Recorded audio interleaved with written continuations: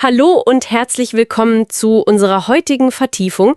Wir nehmen uns heute deine Unterlagen vor zu einem Thema, das sicher viele von euch kennen, die Deutsch lernen, diese gewisse Angst einfach loszusprechen. Genau, diese Hemmungen, die da aufkommen können. Wir wollen uns heute mal anschauen, was deine Quellen so sagen, woher das kommt und ganz wichtig, welche praktischen Strategien die Papiere vorschlagen, um darüber wegzukommen. Ein sehr relevantes Thema, absolut. Was ich spannend fand, deine Unterlagen geben dem Kind ja sogar einen Namen.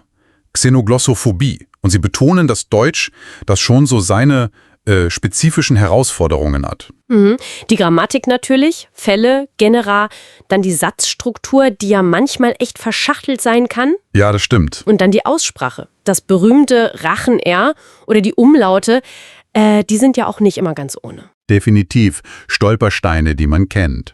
Also lass uns das mal ein bisschen auseinandernehmen, was deine Quellen da genau beschreiben. Gerne. Deine Papiere nennen ja ganz konkret diese sprachlichen Hürden. Die Fälle, also dieses ständige Nachdenken, ist es jetzt der, die, das und welche Endung kommt dran? Das ist ja, wie eine deiner Quellen schreibt, schon eine ziemliche mentale Belastung, wenn man spontan sprechen will. Absolut, das bindet kognitive Ressourcen, die man eigentlich für den Inhalt bräuchte. Man ist so mit der Form beschäftigt. Genau. Und dann kommen noch die komplexen Satzstrukturen dazu. Nebensätze, Partizipialkonstruktionen. Wo das Verb dann ganz am Ende steht. Richtig, das erfordert viel Planung im Kopf und eben die Aussprache, dieses uvolare Rö, Ö, Ü. Das ist für viele Lernende am Anfang echt schwierig, das flüssig hinzubekommen. Ja, und was du auch erwähnt hast in einer Notiz, dieses mögliche Stereotyp von den präzisen Deutschen, das kann unbewusst den Druck noch erhöhen. So nach dem Motto, ich darf hier bloß keine Fehler machen. Stimmt, das ist ein guter Punkt. Dieser Perfektionsanspruch, den man vielleicht auf sich selbst überträgt. Genau. Und da wird's dann psychologisch interessant, was deine Unterlagen ja auch beleuchten. Oft liegt die Wurzel gar nicht nur in der Sprache selbst. Sondern? Naja, oft ist es ein genereller Perfektionismus oder einfach die Angst, bewertet zu werden, sich zu blamieren. Eine deiner Quellen beschreibt ja sehr schön diesen Spotlight-Effekt. Ah, ja, das fand ich auch spannend. Die Leute sind oft viel nachsichtiger oder bekommen kleine Fehler gar nicht so mit. Man überschätzt die Aufmerksamkeit der anderen für die eigenen Patzer. Ganz genau. Und dann kommen vielleicht noch negative Vorerfahrungen dazu. Vielleicht wurde man mal ausgelacht oder korrigiert auf eine Art, die demotivierend war. Sowas kann das Selbstvertrauen natürlich echt ankratzen. Verstehe. Und allein das zu verstehen, also zu erkennen, woher diese Angst kommt, dass sie oft übersteigert ist, wie deine Quellen ja auch nahelegen, das ist schon mal ein ganz wichtiger erster Schritt zur Besserung. Ja, das leuchtet ein. Das Bewusstmachen ist der Anfang. Und darauf aufbauend schlagen deine Materialien ja dann diesen mehrgleisigen Ansatz vor. Also psychologisch ansetzen, klar, aber auch ganz konkret sprachlich üben und die Lernumgebung mitgestalten. Genau, das greift dann ineinander. Lass uns mal auf ein paar dieser Schlüsselstrategien schauen, die in deinen Dokumenten so hervorgehoben werden. Eine ganz zentrale Idee scheint ja zu sein, Fehler anders zu bewerten. Nicht als Katastrophe, sondern als Lernchancen. Genau, das ist psychologisch enorm wichtig. Da wird's echt interessant. Eine deiner Quellen verweist ja auf Forschung, ich glaube Stephen Krashen wird genannt, der sagt ja quasi, Fehler sind gut, sie sind ein Zeichen dafür, dass dein Gehirn arbeitet, dass du dich entwickelst, dass du Neues ausprobierst. Exakt. Fehler zeigen, dass du an deine Grenzen gehst und darüber hinaus. Das ist ja genau das, was beim Lernen passieren soll. Es geht also weg vom Perfektionsdruck hin zu so einem Wachstumsdenken. Akzeptieren, dass Fehler dazugehören? Und das ist ein unglaublich starker Punkt aus deinen Unterlagen.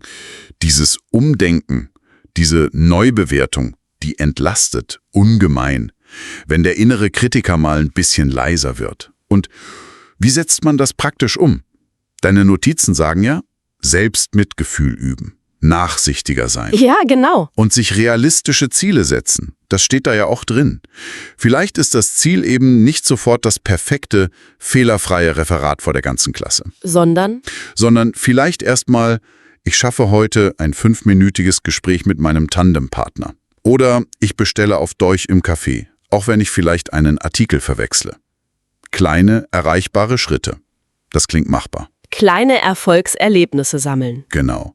Die stärken dann wieder das Selbstvertrauen. Ein anderer praktischer Hebel, den deine Notizen hervorheben, ist diese schrittweise Konfrontation. Gradual Exposure nennen das die Psychologen, glaube ich. Ja, ein sehr wirksames Prinzip aus der Verhaltenstherapie, das hier super passt. Die Idee ist ja, nicht gleich ins kalte Wasser zu springen, sondern sich langsam an die angstauslösenden Situationen heranzutasten. Richtig, so kann man positive Erfahrungen sammeln und die alten Ängste quasi überschreiben. Und wie könnte das aussehen? Deine Quellen schlagen ja vor, fang ganz klein an, in Situationen mit geringem Risiko. Zum Beispiel? Naja, erstmal allein sprechen, einfach mal die Gedanken auf Deutsch formulieren. Oder Texte laut vorlesen, sich selbst aufnehmen, das wird ja auch in einem deiner Artikel als Technik beschrieben. Ah ja, das ist super, um die eigene Aussprache zu hören und sich daran zu gewöhnen, ohne Druck von außen, genau. Und wenn das klappt, dann der nächste Schritt. Kontrollierte Umgebungen. Da werden ja auch Beispiele genannt in deinem Material, so Sprachaustausch-Apps wie Tandem oder HelloTalk. Oder Tutoring-Plattformen wie italki. Da spricht man ja mit Leuten, die wissen, dass man lernt, die geduldig sind. Das ist ein geschützter Rahmen. Ja, das nimmt viel Druck raus. Und erst danach, wenn man sich da sicherer fühlt, kommen dann die echten Gespräche im Alltag, beim Bäcker, auf der Straße, im Job. Ein logischer Aufbau, der Sinn macht. Und diese schrittweise Annäherung, die funktioniert natürlich noch besser, wenn man sich parallel auch sprachlich ein bisschen Rüstzeug aneignet. Klar, wenn man nicht bei Null anfangen muss. Deine Quellen sprechen hier ja von Chunks. Kannst du das kurz erklären? Ja, Chunks sind quasi vorgefertigte Satzbausteine oder feste Wendungen. Also nicht einzelne Wörter lernen, sondern ganze Ausdrücke wie „Wie geht's? Ich hätte gern einen Kaffee. Wo ist der Bahnhof? Könnten Sie mir bitte helfen?“ Also so fertige Phrasen für bestimmte Situationen. Genau. Der Vorteil, der auch in deinen Unterlagen betont wird, das reduziert die kognitive Last im Moment des Sprechens enorm. Du musst nicht jedes Wort einzeln suchen und grammatikalisch korrekt zusammenbauen, Ja. sondern du rufst einfach den fertigen Baustein ab. Exakt. Das macht dich flüssiger und gibt dir Sicherheit, weil du weißt, diese Phrase sitzt. Und von da aus kannst du dann weiter aufbauen. Das klingt sehr praktisch. Und deine Notizen erwähnen ja auch Hilfsmittel dafür, oder? Ja, klar. Klassische Phrasenbücher natürlich. Aber auch Karteikartensysteme. Vielleicht mit einer App wie Anki, um die Chunks regelmäßig zu wiederholen. Oder auch Sprachlern-Apps wie Duolingo, die ja oft mit solchen Satzmustern arbeiten. Also gezielt die Phrasen lernen, die man wahrscheinlich oft braucht. Genau. Priorisierung ist da wichtig. Wenn du bald nach Deutschland reist, sind halt Reisephrasen erstmal relevanter als Vokabular für eine wissenschaftliche Diskussion. Logisch. Und jetzt kommt der Punkt. All diese Werkzeuge und Strategien, das Umdenken bei Fehlern, die schrittweise Konfrontation, das Lernen von Chunks, die entfalten ihre volle Wirkung natürlich am besten in einer unterstützenden Umgebung. Das zieht sich ja auch wie ein roter Faden durch deine Materialien. Was macht so eine Umgebung aus? Geduldige Gesprächspartner, Leute, die dir Zeit geben, die nicht bei jedem kleinen Fehler zusammenzucken und die konstruktives Feedback geben können. Konstruktiv heißt? Naja, vielleicht nicht nur sagen, das war falsch, sondern eher erst das Positive hervorheben, was schon gut geklappt hat, und dann vielleicht 1, 2 konkrete Verbesserungsvorschläge machen. Auf eine nette Art. Das ist unglaublich wertvoll und motivierend. Ja, das kann ich mir vorstellen. Wo findet man solche Leute? Deine Unterlagen deuten ja auch auf Orte hin. Genau, da gibt es einige Möglichkeiten. Klassische Sprachtreffen oder Stammtische in der eigenen Stadt. Angebote vom Goethe-Institut, wenn es eins in der Nähe gibt. Und natürlich Online-Communities. Reddit wurde genannt, glaube ich. Ja, zum Beispiel der Subreddit R-German auf Reddit. Da tauschen sich Lerner aus, helfen sich gegenseitig. Es gibt viele solcher Foren oder Gruppen, wo man Gleichgesinnte und auch Muttersprachler findet, die bereit sind zu helfen. Also aktiv nach einer positiven Lernatmosphäre suchen. Unbedingt. Das nimmt nachweislich ganz viel von dieser Sprechangst. Wenn man merkt, hey, hier kann ich mich ausprobieren, hier ist es okay, Fehler zu machen. Okay, das sind jetzt viele konkrete Strategien. Wenn wir mal so auf die lange Sicht schauen, was sagen deine Quellen dazu, wie man dieses Vertrauen ins Sprechen nachhaltig aufbaut? Da kommt dann oft der Begriff Immersion ins Spiel, also das Eintauchen in die Sprache. Wie kann das aussehen? Naja, Deutsche Medien nutzen, ganz klar. Vielleicht mal den Tatort im Original schauen, auch wenn man nicht jedes Wort versteht. Deutsche Podcasts hören, Musik, lesen, wahrscheinlich auch. Ja, unbedingt. Anfangs vielleicht einfache Texte, Kinderbücher, später dann Zeitungsartikel oder Romane. Und natürlich, wenn die Möglichkeit besteht, Reisen. Sich vor Ort der Sprache aussetzen, also die Sprache zum Teil des Alltags machen. Genau, je mehr man sich mit der Sprache umgibt, desto normaler wird sie, desto mehr verliert sie ihren Schrecken.